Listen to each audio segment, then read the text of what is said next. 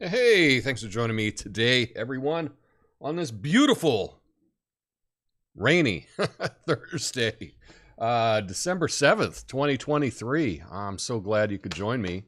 My name, Tom Coffee. This is the Coffee Nuance Show.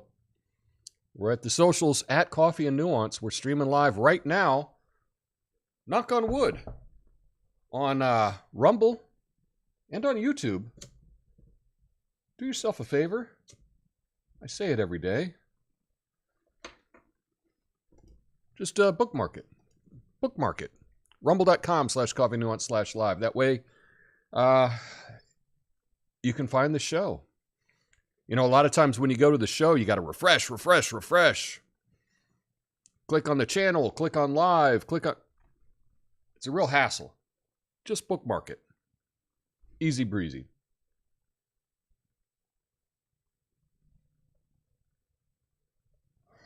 My kettle is making noise. Anyway, but let's get to the big idea today, the thing we're talking about today, and that is this. Last night, I tuned into the political circus, the debate, and it hit me like a ton of political memes. Do people really form their own opinions anymore, or are we just all playing a game of opinion telephone with the media? It's like we're in a world where opinions are on sale and the media is the old school Black Friday doorbuster. We're living in an age of copy-paste opinions. Oh, I'll have what she's having from MSNBC throwing a side of a hot dish from Twitter. But let's give credit where it's due. The media is the puppet master pulling the strings of opinion. They've got us dancing to the same old tunes, just different verses. Breaking news, here's your opinion, served on a platter of bias. But seriously, original thoughts are as rare as finding a unicorn on a busy street. Maybe we're wired to just parrot instead of pioneer. It's like our brains have this, I'll have what they're having setting. Imagine our ancestors in caves grunting out the latest hunting tips. Fast forward today, we're just grunting out opinions on Facebook. Why bother with original thoughts when the media is serving up opinions delivered faster than Uber Eats, right? Would you like some evidence with that, sir? No. But let's get a little philosophical. Is original thinking extinct, like dial-up internet? Or are we just cogs in the opinion wheel, spinning the same old ideas? Hey, if you do stumble upon an original thought, folks, treat it like a hidden gem. In a world of opinion clones, it's the Mona Lisa. Remember, opinions are like emojis. Choose wisely. My name's Tom Coffee. This is the Coffee Nuance Show, best censored commentary news show live right now. Flame on.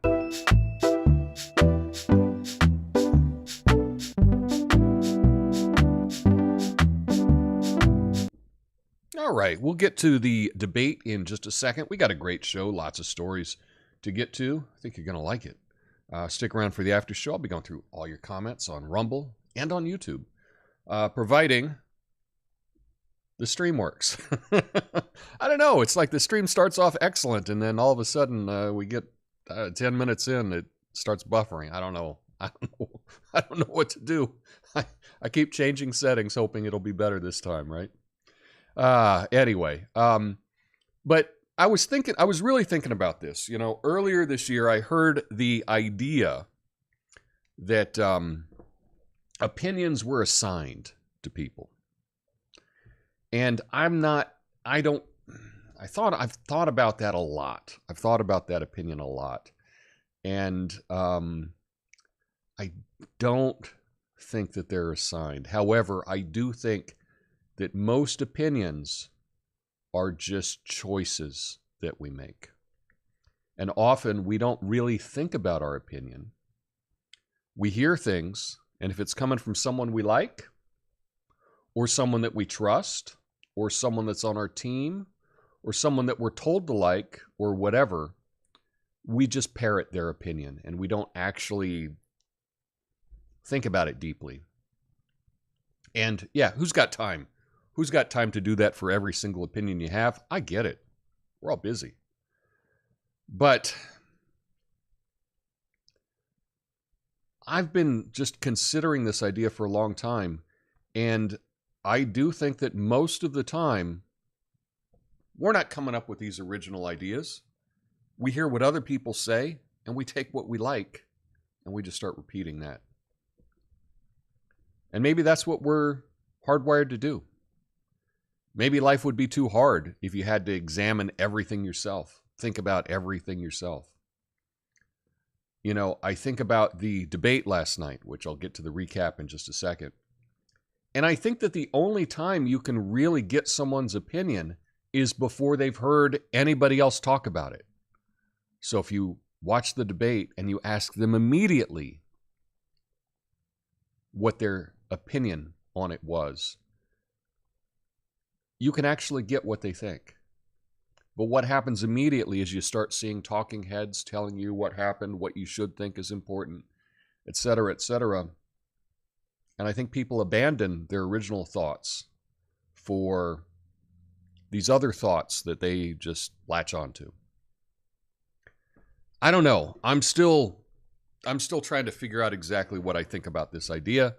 I just wanted to throw it out to you because perhaps you've got a thought on it. They may help me understand this better, perhaps.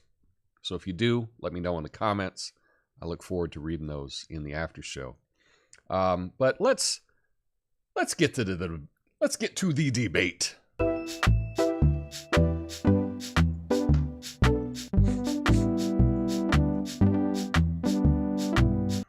Yeah. So here's a quick little summary.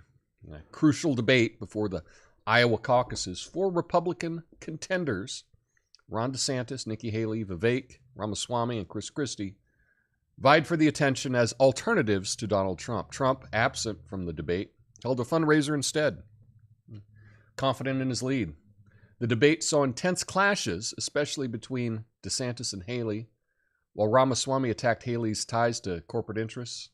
Christie defended Haley against personal attacks like a white knight. But she was attacked on immigration, China, foreign policy, inflation, gender ideology. All that was discussed.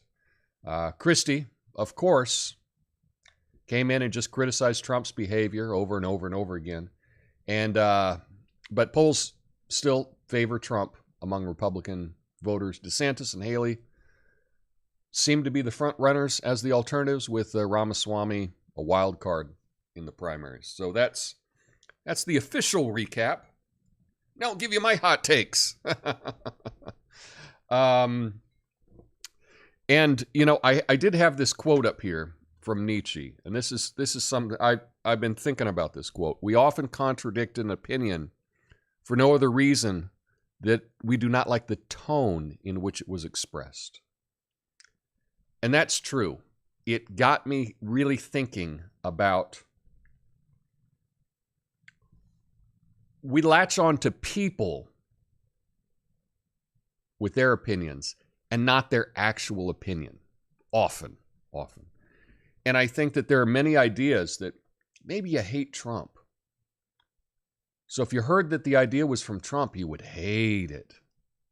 But if you heard the idea and you were told it was someone else, oh, this Harvard professor said this, what do you think about this? And they go, oh, that's a pretty good idea. And you go, well, turns out that was Trump. Gotcha. I don't think that gotcha really works as being persuasive for people. But I think there could be some kind of exercise that we could do to examine our opinions and to put out opinions and then not say who they're from, to find out what you really think. Because often we just attach ourselves to the person saying it. And in this case, I think Ramaswamy last night said a lot of truths. However, I think a lot of people will not like the tone in which he expressed it. And because of that, they will just immediately dismiss it. That's what the media has been doing. They've been really dismissing so many of the things last night. So here's my initial take. Chris Christie, he did exactly what I said that he would do. He would just run down Trump. That's what he's being paid to do. And you're like, Tom, how could he be paid to do that? Explain how exactly is this going to work? Well, I'm just going to be creative here. I'm not saying that this is exactly how it works. Chris Christie's been working on a new book. It's going to come out next year after he drops out of the race. It's going to be about how terrible Trump is. I think he's been put up to just run down Trump every day in the media.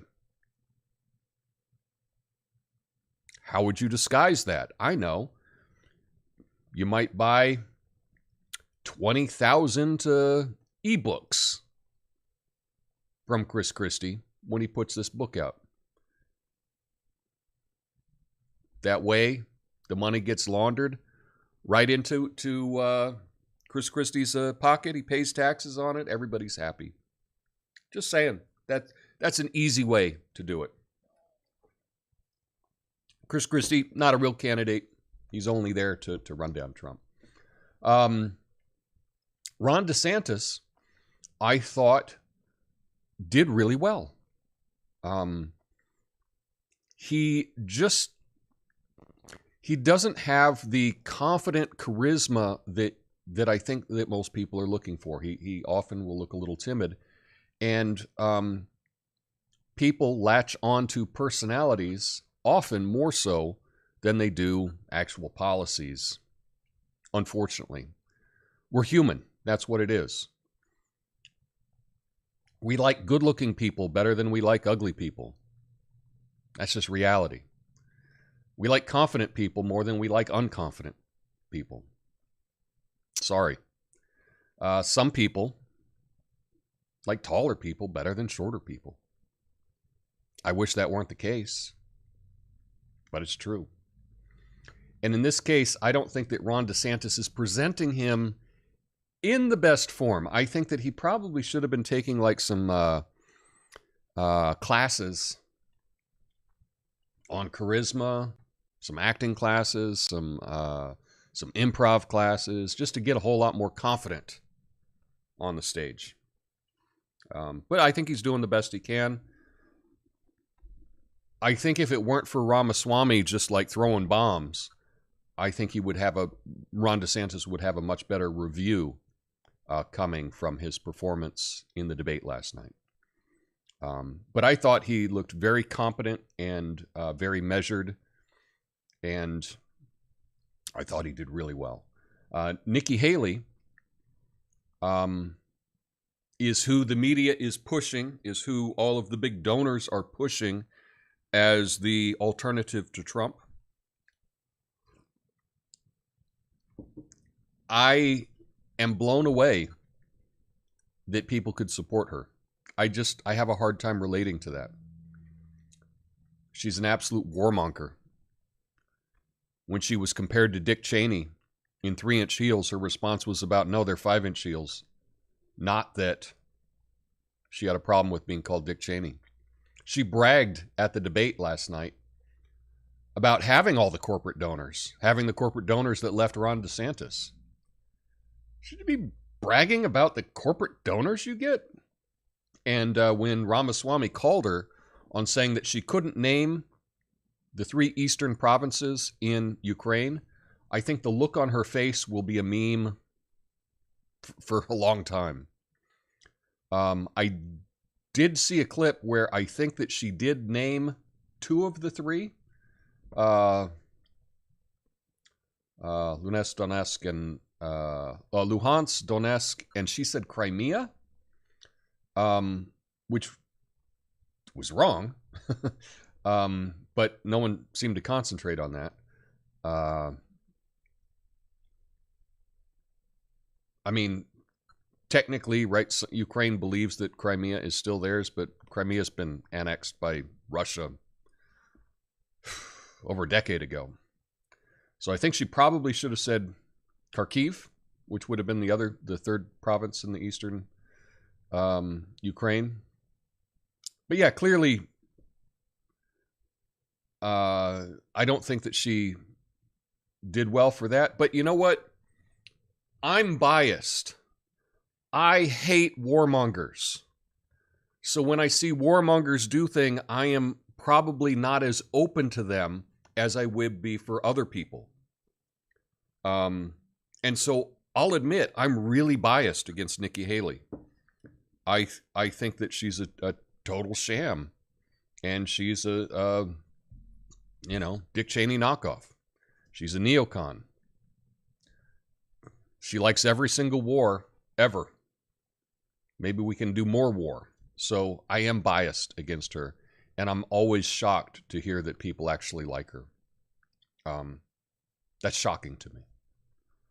I have a hard time relating to that. And then lastly, Vivek. Vivek did some things that frankly are unbelievable. He ended up naming a lot of conspiracy theories. I would say that if he phrased those a little bit more concisely, it would have been... But I think he did a good job stating them. The thing is, if you want to be persuasive, you can say one thing that people think is a conspiracy theory and try to win them over on that. Try to convince them that, no, this thing that you've been hearing about is a big conspiracy theory. Let me tell you why this one's actually true. When you listed a list of 5, you just seem like a nut. Now, do I agree with him on the substance of those things? Probably. I would lean toward saying that what he said was actually true. But as someone that is called a conspiracy theorist all the time in my own family, I got to tell you, it's not any way to win people over. It's no way to win people over by doing that. I thought it was amazing. If you did not watch the debate and you are a Republican and you plan on voting in this election, I would encourage you to watch a replay of the debate, especially the first hour. This debate, overall, it was done by News Nation. Megyn Kelly was the host. And I think she did an excellent job. I was really thrown because she looks gaunt. And I know I shouldn't be talking about people's looks, right? But it really threw me how thin she looked. It was kind of bizarre.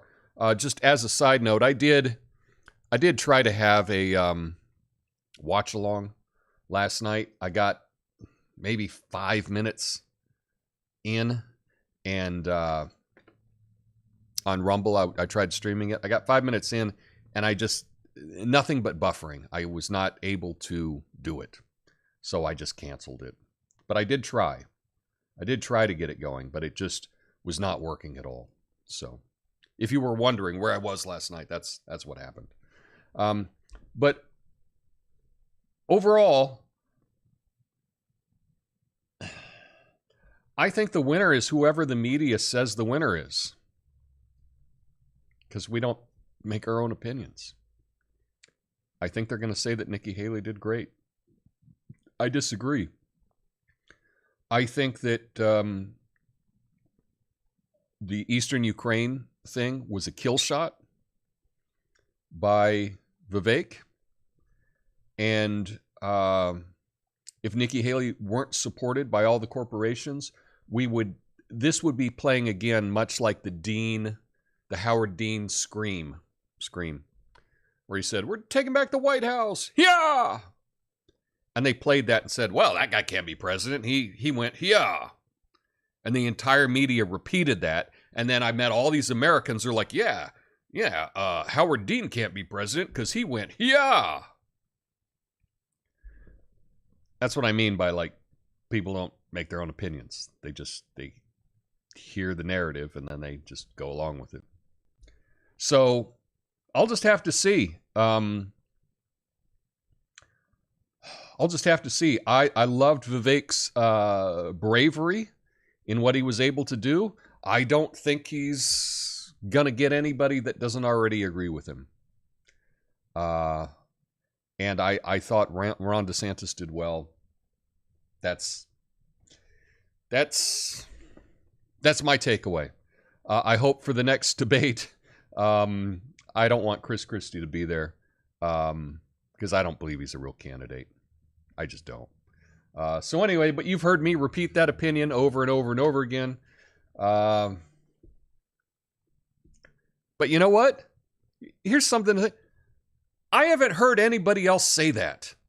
I haven't heard any other commentator say that Chris Christie's not a real candidate. He doesn't even sell a t-shirt or a hat. I've never heard anybody else say that. Okay? So, yeah. It's my opinion, and I'll keep repeating it because, no, it's not catching on.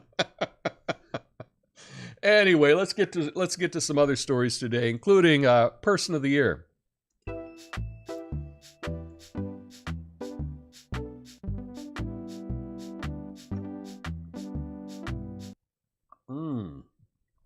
Here we go. Taylor Swift has been named Time Magazine's 2023 Person of the Year, highlighting her ongoing relevance in music, business, and global influence. Her massive success in her Eras tour is expected to generate billions. Her reach by a concert film. Beyond her career milestones, her relationships with Travis Kelce and her engagement in social and political issues have kept her in the spotlight.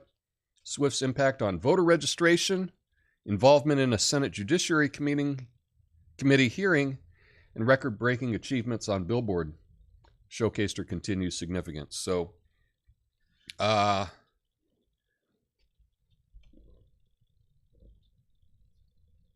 clearly she's not Person of the Year. Clearly she's not. It's interesting because since I do this show, I'm always looking. Here we go. Looks like we're buffering again. Oh, we're buffering. Oh, that stinks. Well, we'll barrel through it. I'm looking for news all the time, and I see Taylor Swift pushed in the news every single day by all the outlets. They're all doing stories about her. They're all pushing this relationship with the one NFL player that's sponsored by Pfizer. What a coincidence. Spokesman for Pfizer, right, is her boyfriend. It's being pushed so much that it doesn't seem organic to me. And you say, oh, Tom, you sound like a conspiracy theory. You're saying the entire media is pushing Taylor Swift for some kind of political reason? Yeah, that's exactly what I'm saying. Yeah. And I think she is going to be used in the upcoming presidential election as far as rallying young women to get out and vote against Trump. Yeah. That is 100% going to happen. Yeah. Now, obviously, is she a good artist? Sure. Not really for me. I did kind of like the anti-hero song at the beginning of the year. That I'm the problem, it's me, right? I kind of like that song. There's a number of songs I like from her, but yeah, who cares? Clearly, if we wanted to talk about like the real Person of the Year, it should have been Elon Musk. Had a much greater impact on the world, right? Buying Twitter, releasing all the Twitter files, everything that's going on with SpaceX and the Tesla and now the Cybertruck, all that stuff. Clearly much more impactful on the world. But the media has it in for Elon Musk because the media is, frankly, they're against free speech. And anyone that is pro-free speech, we gotta get rid of them. Or we got to just do hit pieces on them every day. With so much advancement, like with ChatGPT and everything, you may think maybe Sam Altman, right? CEO of the OpenAI, might have also been a candidate.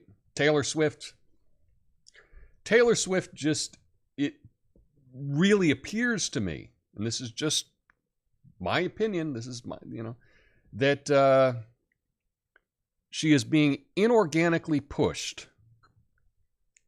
everywhere. I don't know why, but she is.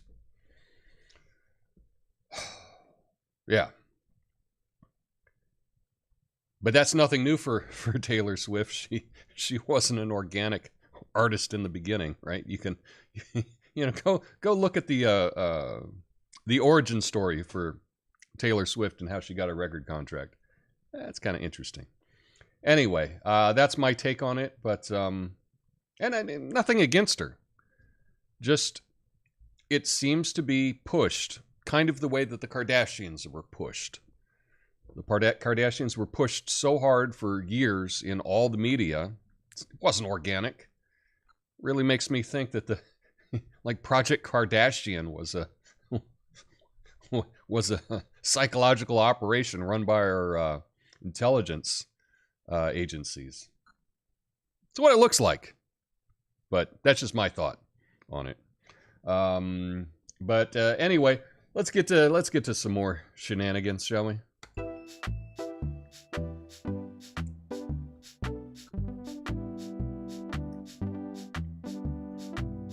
Well. Jamie Dimon. I just talked about him the other day. But now he slammed Bitcoin and cryptocurrencies. He's the CEO of JP Morgan Chase. Okay. Anyway, he slammed cryptocurrencies, calling them tools for crime. The crypto community fired back, pointing out that JP Morgan had $39.3 billion in fines since 2000, citing various violations under Dimon's leadership. Yeah. Despite his criticism, JP Morgan launched its own crypto token, and Dimon's distinction between centralized and decentralized cryptos was scrutinized. Critics highlight that less than 1% of crypto transactions are illicit, contradicting Dimon's claims. So he actually got fact-checked here in the, why can I never get that right? Readers added context. It's interesting that the bankers have a big problem with crypto because crypto is their competitor. Cryptocurrency is the competitor to traditional banking systems. So obviously, banking does not like it. It's their competition. You need to understand that to understand why they're stating these things. And if we want to talk about crime and what is used with crime, I would suspect that the number one currency in the world that is used for criminal activities would be the US dollar. Yeah. It would be the US dollar. And those activities are often washed through US banks. Yeah. So cryptocurrency is not inherently criminal, but it just cannot be controlled like the current banking system can be controlled. Yeah. So that's why there's such opposition to it. And I hope that when you are deciding on your opinion about Bitcoin and other cryptocurrencies, there's a difference between them. You should learn the difference between them. But just know that most of the people criticizing them are their direct competition. So, something to consider. Something to consider. I could be a little biased in this myself, though. I am pro Bitcoin. I am more into Bitcoin than I am other cryptocurrencies. I think a lot of cryptocurrencies are just speculative, but I do believe in in Bitcoin. But that's just my own That's my own take on it. Yeah. Anyway, this is kind of interesting news. We'll see if this works here. This next story.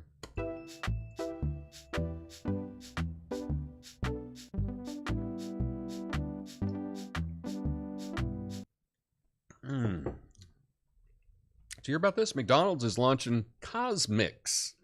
It's a spin-off brand with a smaller footprint and a focus on afternoon snacks and coffee.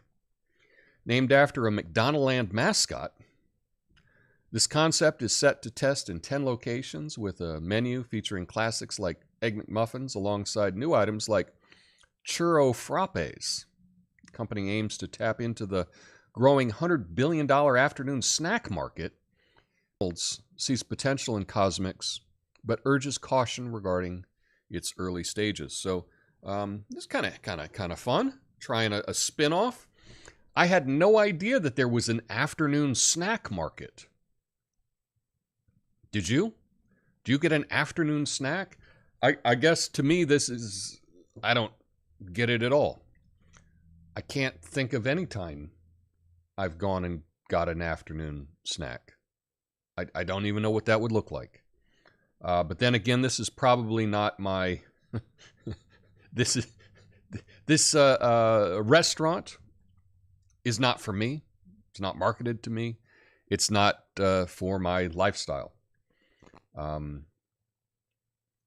haven't been to McDonald's since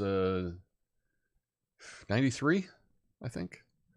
So, and we're buffering again. That's nice. Probably won't go to Cosmix. I don't go to Starbucks either. So, it does concern me that they're putting out something like the Churro Frappe, which has got to be, what, 1,000-calorie drink that's going to taste really tasty. That's not what the country needs, is more junk food. Getting more people obese. Not for it. But anyway, it's an interesting idea, and we'll see if it is successful. They'll roll it out to city near you. So anyway, lastly, let's get to some, I'll call it good news, interesting news, something like that.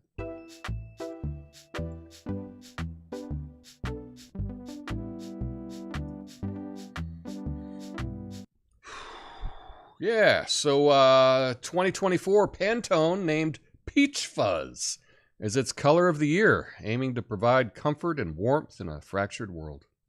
This choice, a blend of pink and orange, intends to foster belonging and inner peace. This marks Pantone's 25th anniversary of choosing a color. Peach Fuzz appears as a classic yet versatile hue, prompting unity and soul enrichment. Unlike previous trend-driven choices, this color focuses on compassion and coziness, even though its cultural tie-in isn't as explicit. Now, despite doubts about its ability to heal, its versatility suggests it can stand alone or complement bolder colors. The impact of Peach Fuzz on our spirits remains to be seen, with its influence to be evaluated in 2025. Now, I always like the color of the year. I get a kick out of it, just to see what they choose and what they say about it. I think it would be fun, right? I should probably make a new logo for the channel, and I should probably do it in this tone, because this is going to be the in tone next year. Perhaps. What do you think? I don't know.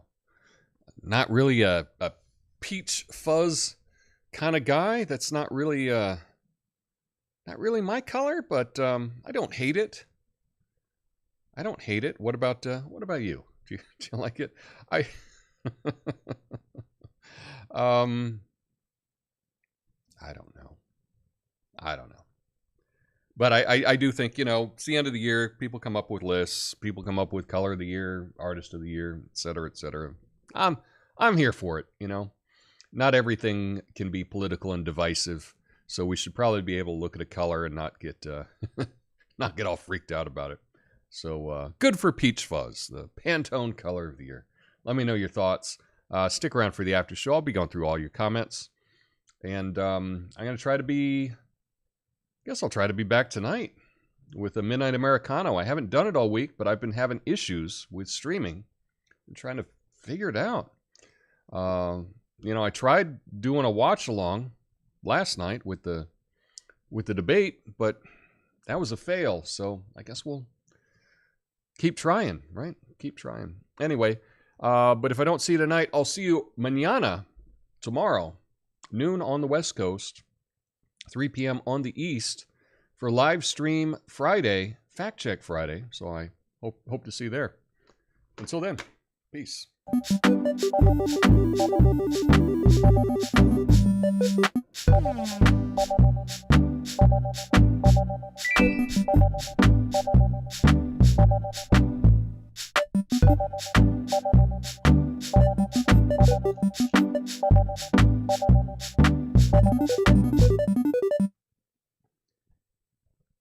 Now, I think because I haven't been doing the Midnight Americanos, the Rumble stream is kind of dead today. But thanks, Apothecary John, for checking in. Hashtag Rumble Gang. One day the hashtag Rumble Gang will take off. Just keep plodding away at it.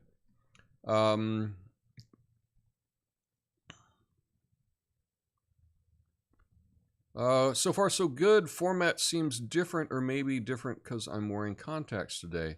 Well, I do look different if you actually can see me in focus.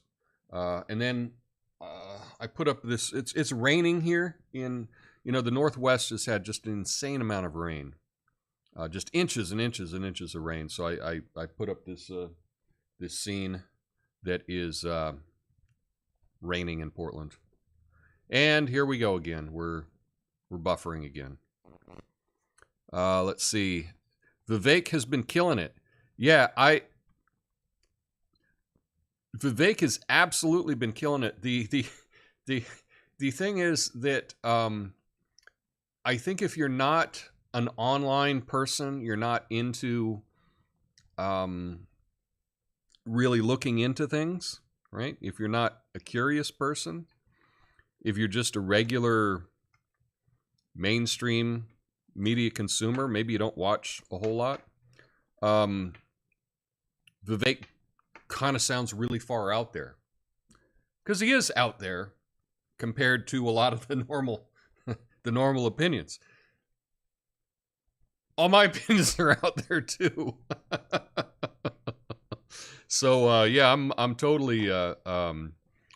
I would love to see actually a highlight from last night. I think that would be really fun. So it is cool. Tardvark says, I want him to be president so bad. I would love to see Vivek be president. That would really flip the script on everything. It was interesting seeing him talk to a guy in Iowa who was a ex-intelligence guy who told him to be sure to get some good security, or words to that effect. And coming from an intelligence guy, that's kind of scary. That's kind of scary. So I hope he stays safe. I'm always for the let's flip things around. Let's mix it up, right? We got one shot at this, Let's mix it up. Let's go crazy. So yeah, I think Vivek would be fun. I'm also kind of impressed by RFK Jr., although he gets no press whatsoever. But I think he would really turn things upside down as well. I'm kind of more for that. Let's mix it up, shall we? Let's